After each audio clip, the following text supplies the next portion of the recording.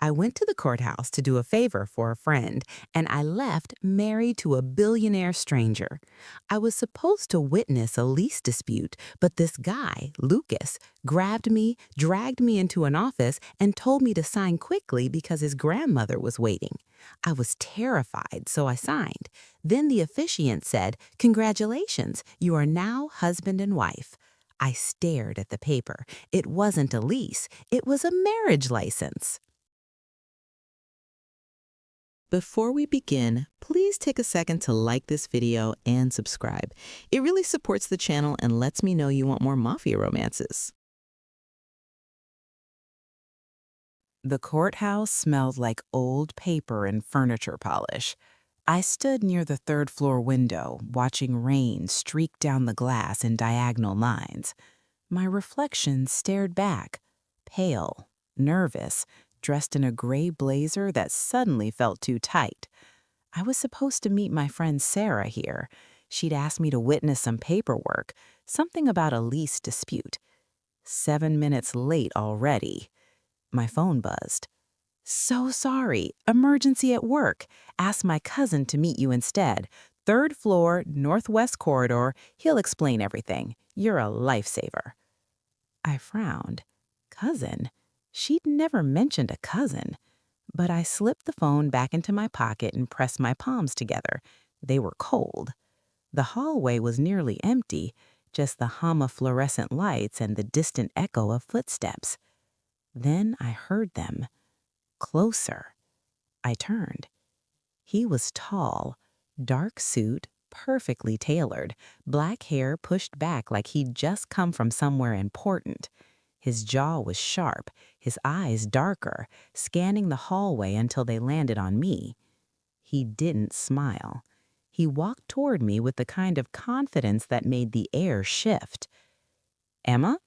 His voice was low, controlled. I blinked. How did he know my name? "Yes," I said carefully. He exhaled, shoulders dropping just slightly. Relief? Frustration? I couldn't tell. "Lucas," he said. He didn't offer his hand, just looked at me like he was trying to solve something. "We should go. My grandmother's already inside." Grandmother? I opened my mouth to ask, but he was already moving down the hall, expecting me to follow. I did, because Sarah had sent me, because I was doing her a favor, because sometimes you just trust people. We entered a small office, wood paneling, a desk stacked with papers. A woman in her 70s sat near the window, hands folded in her lap, watching us with sharp, unreadable eyes. "Finally," she said. Her voice was silk over steel. "I was beginning to think you'd changed your mind, Lucas." "I didn't," he said quietly. Her gaze shifted to me. She smiled, thin, approving. "And you must be the young woman. My son spoke highly of your family." I froze. "Family?" "Thank you," I managed. Lucas glanced at me. There was something in his expression, tension maybe, or impatience, but he didn't correct her. The officiant entered, a man with wire-rimmed glasses and a tired smile. He carried a folder, flipped it open, and began speaking in a monotone voice about legal proceedings and witness signatures. I looked at Lucas. He was staring straight ahead.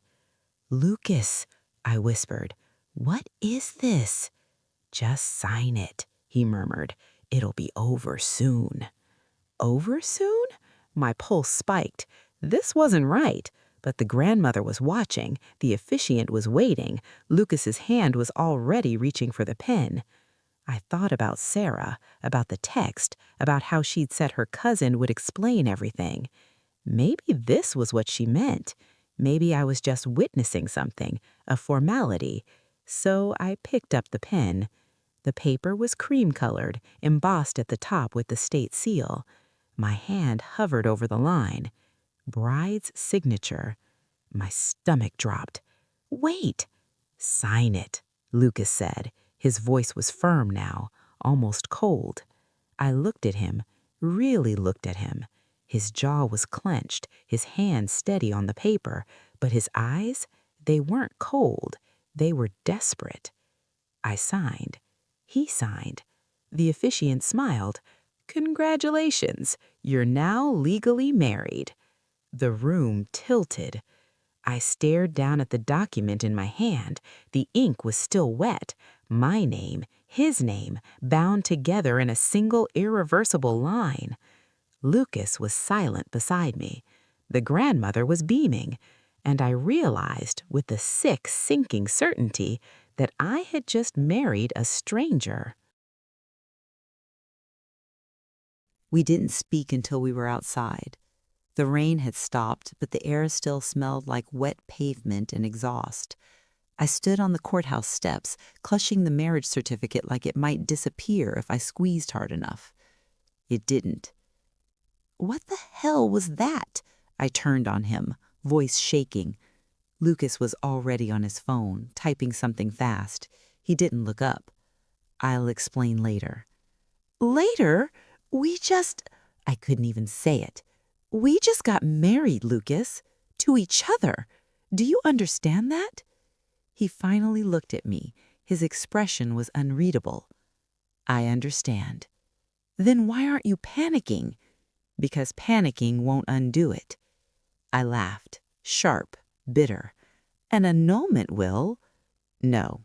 His voice was flat, final. "It won't." "Excuse me?" He pocketed his phone and stepped closer. The space between us felt electric, dangerous. "My grandmother already announced it. The press has it. By tomorrow morning, every business outlet in the city will know I'm married." "Then unannounce it." "I can't." "Why not?" His jaw tightened. "Because it would destroy a merger my family has spent 2 years building, because my grandmother's health is failing, and this is the one thing she asked of me. Because—" He stopped, looked away. "Because it's complicated." I stared at him. He stared at the ground. "So what are you saying?" I asked quietly. "We stay married?" "Temporarily." The word hung in the air like smoke. "How long is temporarily?" 6 months, maybe less." 6 months? "You'll be compensated." I wanted to scream, to throw the certificate at him and walk away, but the absurdity of it all crashed over me like a wave. I had signed a marriage license thinking I was helping my friend Sarah with paperwork. I was legally married to a man I'd met 20 minutes ago, and he was asking me to stay married for 6 months. I closed my eyes, breathed in, breathed out. "Fine," I said. 6 months. He nodded once. "I'll have my assistant arrange the living situation." "Living situation?" "We'll need to live together for appearances." "Of course we would." I laughed again. This time it sounded hollow. "Congratulations, Lucas. You just married someone whose real name you don't even know." I turned and walked down the steps. He didn't follow. Lucas's apartment was nothing like I expected. It was on the 43rd floor of a glass tower downtown, floor-to-ceiling windows overlooking the city, minimalist furniture, gray, black, white, everything clean, everything cold. Except for one thing, a bookshelf in the corner crammed with worn paperbacks, thrillers, mysteries, sci-fi. The spines were cracked, the pages dog-eared. I ran my fingers along them. "You read?" I asked. He was standing by the kitchen island, pouring himself a glass of water. He glanced over. "Sometimes." "These don't look like sometimes books." He didn't answer. I pulled one out, The Count of Monte Cristo. The cover was faded, the edges soft from use. "You can take the guest room," he said. "Second door on the left." I looked at him. "We need rules." "Agreed. Separate rooms, separate lives. No one knows the truth except us." "Fine. And when this is over, we walk away clean, no strings." He met my eyes. Something flickered there. Hesitation, maybe, but it was gone before I could name it. "No strings," he repeated. I nodded. He nodded. We were strangers bound by a signature. The first week was awkward. We moved around each other like ghosts. He left early for work. I spent my days trying to process what had happened, calling Sarah over and over, but she never answered. Her number eventually went to a disconnected tone. She'd set me up. Whether intentionally or by mistake, I didn't know, but she was gone, and I was here, married to a stranger. But at night, we existed in the same space. He cooked. I didn't expect that. The first time I came out of my room at 9 p.m. and found him at the stove, stirring something that smelled like garlic and rosemary. "Hungry?" he asked without turning around. I hesitated. "I already ate." "You didn't." I frowned. "How do you know?" "Because I've been here all evening and I haven't heard the microwave." He plated 2 servings of pasta, set one in front of me at the island. I sat. We ate in silence. The pasta was perfect. By the second week, something shifted. We started talking. Small things at first, the weather, the news, a joke about the terrible coffee at the courthouse. Then bigger things. "Why did you agree to marry someone you'd never met?"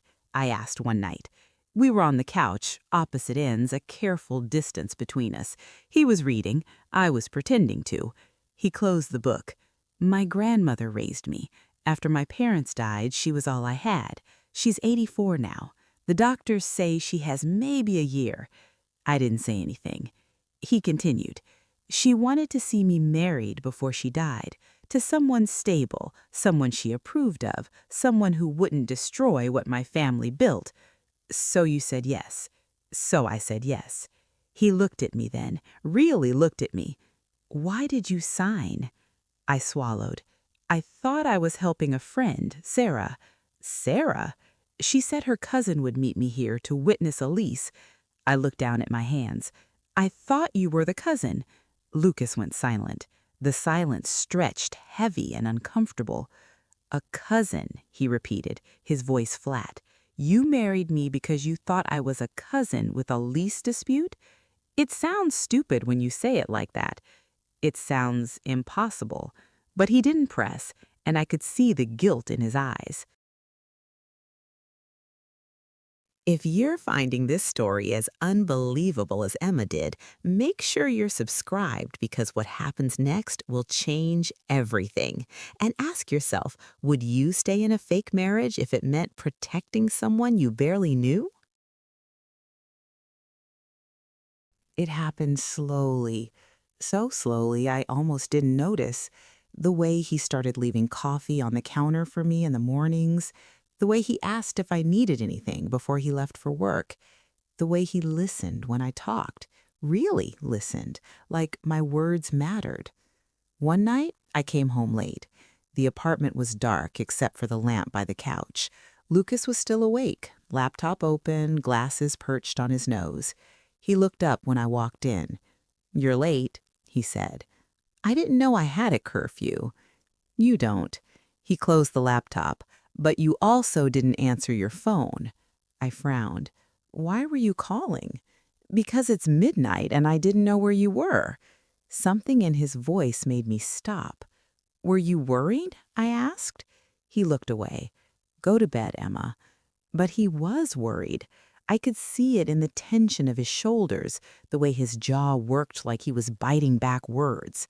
"Lucas, good night." He stood and walked to his room. The door clicked shut. I stood there in the dark, heart pounding. The shift became undeniable the night of the gala. Lucas's company was hosting a charity event, black tie, press, investors. I didn't want to go, but we had to keep up appearances. I wore a dress I'd bought that afternoon, midnight blue, simple, elegant. When I stepped into the living room, Lucas was adjusting his cufflinks. He looked up, stopped, stared. "What?" I asked. "Nothing." His voice was rough. "You look—" He didn't finish, but the way he looked at me, like I was something rare, something he was afraid to touch, said everything. The gala was overwhelming. Flashing cameras, fake smiles. Lucas introduced me to a dozen people whose names I forgot immediately. But he stayed close. his hand on my lower back, his body angled toward mine like a shield. And when a man approached, older, drunk, leaning too close, Lucas stepped between us. "Excuse us," he said. His voice was ice. The man stumbled away. "You didn't have to do that," I whispered. "Yes," Lucas said quietly, "I did." We stood there in the middle of the ballroom, surrounded by strangers, and for the first time, it didn't feel like pretending. It felt real. That night, back at the apartment, I couldn't sleep. I found him on the balcony. The city glittered below us, lights stretching out like a constellation. "Can't sleep either?" he asked. I shook my head. We stood in silence. Then, quietly, "This wasn't supposed to happen." I looked at him. "What wasn't?" He turned to face me. The moonlight caught the angles of his face, softened the hard lines. "This," he said, "caring about you." My breath caught. "Lucas, I know the rules. I know this ends in 6 months. I know you're going to walk away. Then why are you saying this?" "Because I'm tired of pretending I don't feel it." The air between us crackled. I should have stepped back. I didn't. "I feel it too," I whispered. His eyes darkened, and then he kissed me. Slow, tentative, like he was afraid I'd disappear. I kissed him back, and for a moment, the lie became the truth. The next morning, I woke up in his bed. Sunlight streamed through the windows. The sheets smelled like him, cedar and something clean. He was already up, standing by the window, phone pressed to his ear. "I understand," he was saying, "but that doesn't change anything." He hung up, turned, saw me awake. "Morning," he said carefully. "Morning." Silence. "Last night," I started, "was a mistake." I froze. He looked away. "We got caught up. It won't happen again." Something cold settled in my chest. "Right," I said, "of course." I got up, left the room. He didn't follow. 2 days later, she arrived. Claire. Tall, blonde, polished, the kind of woman who looked like she belonged on magazine covers. She showed up at the apartment unannounced. Lucas opened the door, and I watched the color drain from his face. "Claire." "Lucas," she smiled, sharp, knowing. "Surprised?" "What are you doing here?" "I heard you got married." Her eyes slid to me. "To her?" I stood. "Emma." "Right, Emma." She stepped inside without being invited. "This must be so confusing for you." "Excuse me?" She turned to Lucas. "You didn't tell her, did you?" "Tell me what?" I asked. Lucas's jaw tightened. "Claire?" "That I was supposed to be the one," Claire said. "The arrangement, the bride his grandmother picked." The room spun. I looked at Lucas. He wasn't denying it. "Wait," I said slowly. "You knew I wasn't her at the courthouse?" Silence. "Lucas." "I realized halfway through," he said quietly. "And you didn't stop it?" "I couldn't." "You couldn't or you wouldn't." Claire laughed.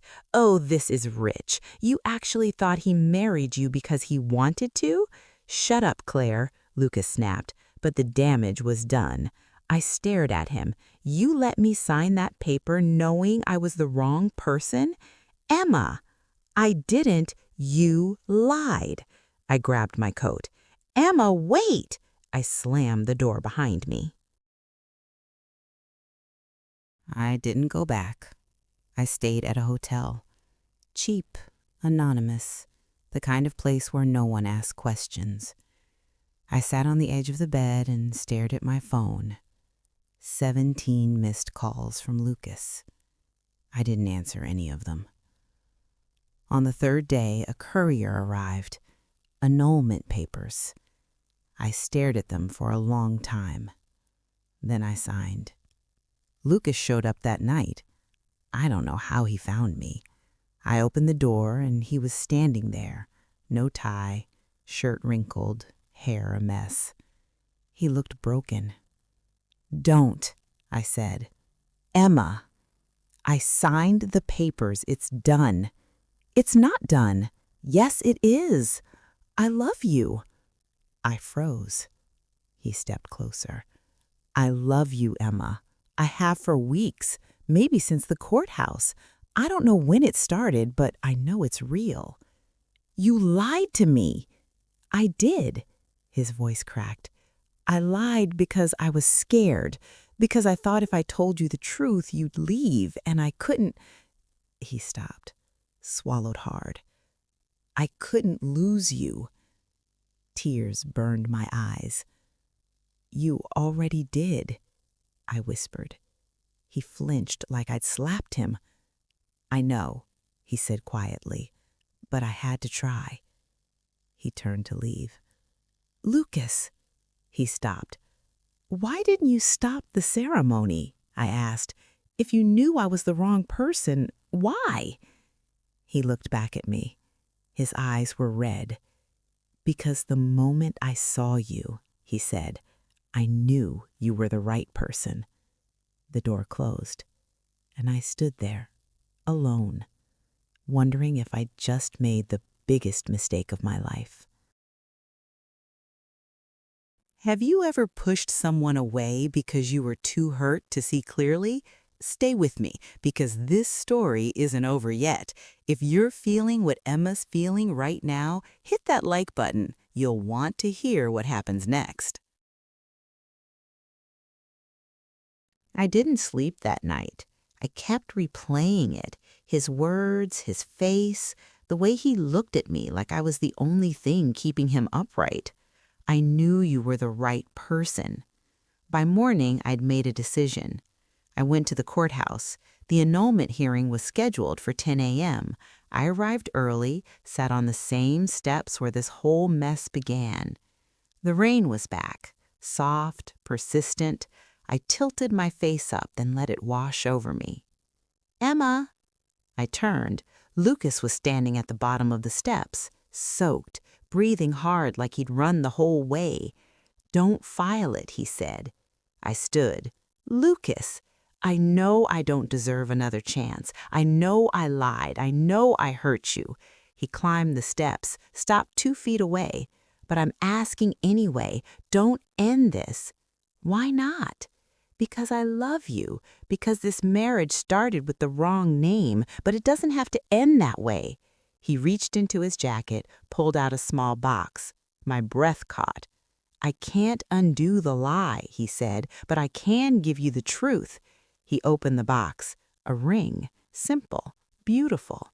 Marry me again, he said, for real this time. No pressure, no arrangements, just you and me. Tears spilled down my cheeks. You're insane, I whispered. I know. We barely know each other. I know. This could be the worst decision I've ever made. Probably. I laughed through the tears. What if it doesn't work? He stepped closer, close enough that I could feel the warmth of him, smell the rain on his coat. Then we'll figure it out, he said softly, together. I looked at the ring, at him, at the courthouse behind me, and I realized something. This marriage started with the wrong name, but maybe, just maybe, it could end with a choice. Ask me again, I whispered.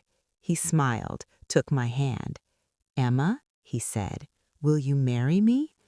I looked into his eyes, saw the fear there, the hope. Yes. He slid the ring onto my finger, and then he kissed me right there on the courthouse steps, in the rain, in front of strangers who didn't know our story. We pulled apart, breathless. So what now? I asked. He smiled. Now we go home. Home? I repeated. Yeah. He laced his fingers through mine. Home. 6 months later, we're still married, still figuring it out. Some days are easy, some days we argue about stupid things like whether dishes go in the dishwasher or the sink. But every night we come back to each other. And every morning I wake up next to the man I accidentally married, the man who saw me, really saw me, and chose me anyway. Lucas was right about one thing. This marriage began with the wrong name, but it ended with the right choice, And that's the only thing that matters. So here's the question I'll leave you with. Do you believe in second chances? Do you think love can come from the most unexpected mistakes? Drop your thoughts in the comments. I read every single one. And if this story moved you, share it with someone who needs to hear it. Sometimes the best things in life start with the wrong turn. Thank you for listening. I'll see you in the next one.